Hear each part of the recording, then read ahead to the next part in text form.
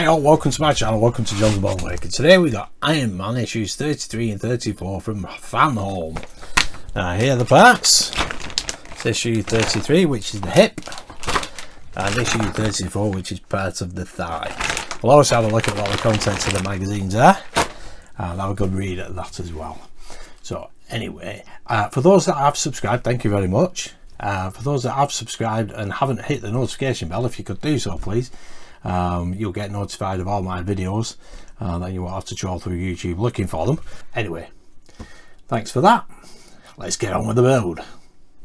Right, so we have issue 33, and let's get the parts out of the bag. Shouldn't take too long. This is the hip, like I already said.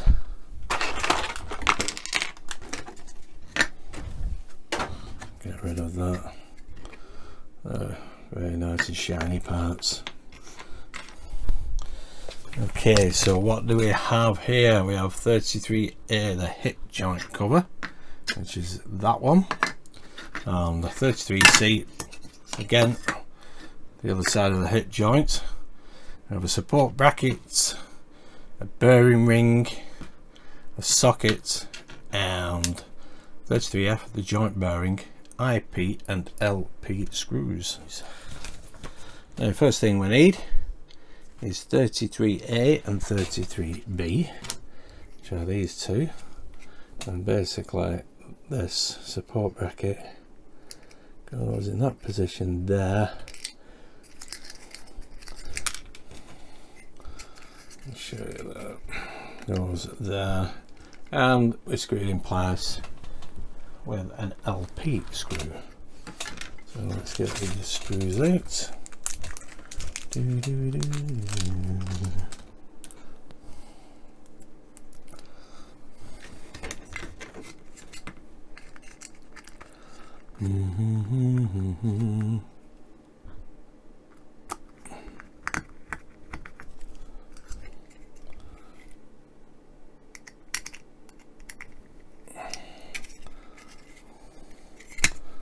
Hold that there.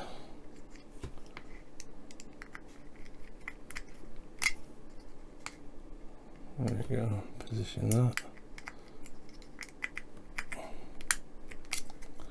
And that is in place now. Definitely is now. There we go. Excellent, lovely jubbler. There we go. That is that in place. Now what we need is the bearing ring on the other side of the hip joint. Now we need to position this. As you see that bearing ring, this side is grip bigger than that side, and it basically pushes into place just there, like so. Excellent. And then when we've done that, we need this 33E and 33F, and basically put that in there like so, and we need to fix that in place with an IP screw.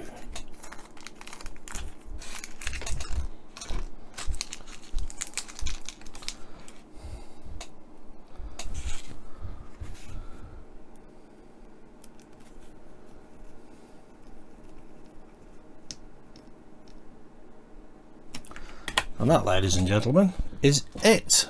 The first parts of the hip joint assembly are now ready. Excellent stuff. I think eventually it will go there like that.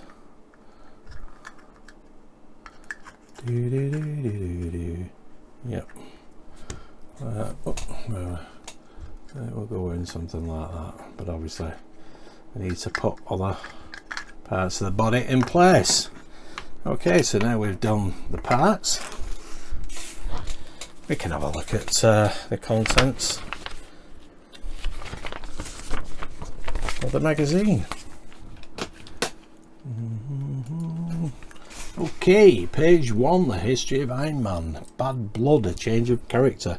In 2000, two key authors in the Iron Man legacy returned to the fore to write a new adventure of the Armoured Avenger and the nemesis they had created for him. The Bad Blood saga takes as its premise a scene from one of the first editions of writer Kurt Busiek's run, the one in which Spy Master's henchman beat up Tony Stark without armour and almost killed him. His heart stopped beating and Black Widow had to use electric shocks to resuscitate him. When these minions attack him again, first on his yacht and then by causing an accident with his car, Stark's reaction is extreme to say the least, and he seems about to kill one of the assailants with his fists. Although it may appear reasonable, his recent experiences would understandably make him jumpy. Little by little it becomes clear that something strange is happening to Tony. He continues to behave in a very aggressive way and even seems ruthless, both as an entrepreneur and as a hero. Lovely. That goes on for 3 pages. It's quite an interesting read as well. And the next story, we have Whiplash, the Whip and its Bearers. Mark Scarlotti was the first of Iron Man's enemies to use the supervillain alias Whiplash. In his first appearance in Tales of Suspense number 97, he appeared to be just a fearsome thug in the service of the criminal organisation Magaya. Mark Scarlotti was a henchman for Magaya, who, as the supervillain Whiplash, had a special whip capable of piercing the toughest armour. When he faced Iron Man, the hero's armour was damaged and nearly without energy, and Whiplash had the upper hand for several rounds. For Whiplash to corner such a powerful hero without energy or armour was a worrying turn of events for Iron Man. That's a good interesting story, that. It goes on about the history of Whiplash and another name that he used, which was Blacklash. That's on for 4 pages long. And on page 12 we have the usual story, the armour. High gravity armour, very heavy metal. If a comet is coming to crash into Earth and end all life on the planet, who should we call? In the Marvel universe there are quite a few possibilities, but Iron Man would not be the worst option, as he demonstrated in Iron Man Volume 3 number 83. Tony Stark volunteers to travel on the spaceship Clement, which carries a particle cannon capable of destroying the dangerous comet before it reaches Earth. Unfortunately, this means travelling at a speed that would generate gravitational pressures 50 times greater than those experienced on Earth. In order to function in this extreme environment and activate the machine that will save the planet, the hero will of course have to wear armour prepared for a high degree of stress. He has designed this just in case. Typical Tony. And that's for a couple of pages long. And then we're on to issue 34, Build the Left Thigh Part 1.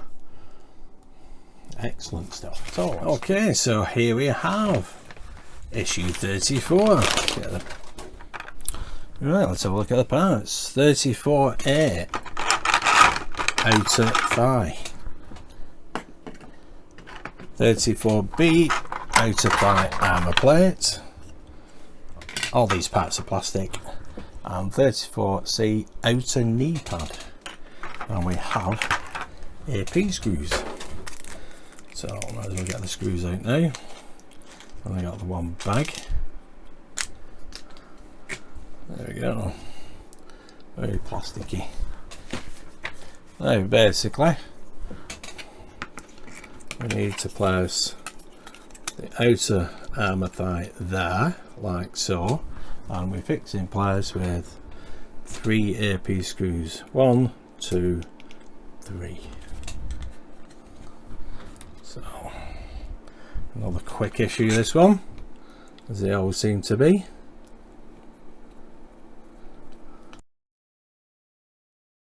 Swear to God, I'll dismantle you, I'll soak your motherboard, I'll turn you into a wine rack. There we go.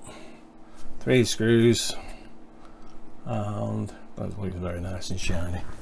Now basically what we need to do is to fit this gold part, knee pad, just there, and 2 AP screws, 1, 2. Get ready for a major remodel, fellas. We're back in hardware mode. There we go. That is that for that issue. Looks nice though. Lovely jubbly. Yep, this is the first stage of the armour plating that makes up the thigh. So now we can move on to the contents of the magazine. Okay, so page 1, the history of Iron Man, maximum security space prison. The interference of human beings in the affairs of alien races and cosmic entities has created suspicion among the civilized beings of the universe. It is an urgent problem which needs a solution. More than 10,000 representatives of civilized races from some 8 galaxies have gathered at La Salandia Planetary Council to welcome the rule a new alien race. The session proceeds until the agenda suddenly changes. The Skrull representative demands to be heard and presents a long list of accusations against humanity. This wayward species has manipulated the Phoenix Force at will, has defied the Celestials, has had dealings with Galactus itself, has interceded in the Kree-Skrull conflict, and has killed the supreme intelligence of the Kree. Despite their lack of power, their backward ways, they force their will on their superiors again and again, the delegate concludes.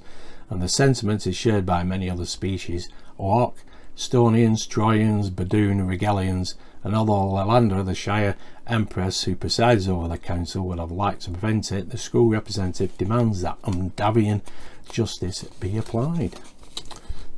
Excellent stuff. That goes on for 3 pages.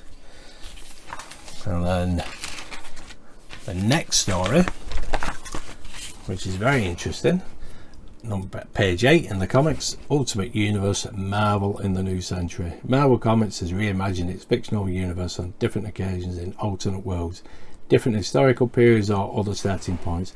Of all these creative experiments, the most successful was the Ultimate line. During the 1990s, the comics industry underwent change that caused a deep crisis. Many traditional followers had turned away from comics for various reasons. Higher prices, seemingly endless relaunches and parallel titles, star artists furthermore. With 4 decades of stories behind them, continuity was a creative slab that was hard for new readers. Maybe that's why the new vice president of Marvel Comics, Bill Jemas, opted to completely relaunch the Marvel Universe. For example, several of the heroes created in the 1960s, from the Hulk to Spider-Man to Daredevil, had their origin in the paranoia of the atomic age. Why not themes or scenarios rooted in a contemporary socio-political moment? Genetic experiments, the war against terrorism, the loss of freedoms, globalization. To find the new starting point of the Ultimate Universe, 2 writers, almost newcomers to the medium, were chosen. Brian Michael Bendis and Mark Miller, who would soon become stars. The first Ultimate titles were released, and the rest is history. Now, that is one story I can recommend that you read. That goes on for 4 pages. I won't give you any spoilers. Hypervelocity one step further. This is page 12, The Armour. One of Iron Man's limited satellite series, June 2007, on the eve of its big screen release, was Iron Man Hypervelocity, a 6-number experiment, scripted and illustrated by Adam Warren. In this story, Tony Stark tests a new armour against the best technology that the United States Armed Forces can muster, performing manoeuvres between combat aircraft at breakneck speed. The armour has features designed by reverse engineering the hardware of different supervillains, although its main advance over previous versions is its processing capacity. But with this armour, nothing is what it really seems. Lovely job there. That goes on for a couple of pages, and then the next issue is Build the Left Angle, the Kang Dynasty. That should be with us in a couple of weeks' time. I know it's been prepared for me.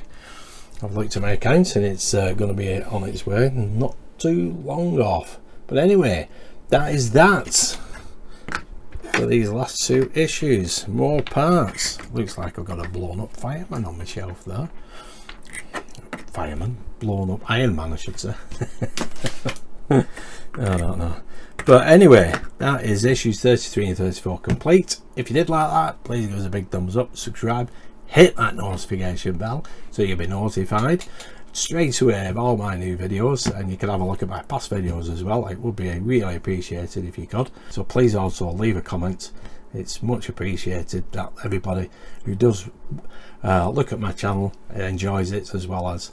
So thank you very much for that. Anyway, stay safe and I'll see you soon. Bye for now. I never had a taste for this sort of thing, but I must admit, I'm deeply enjoying the suit.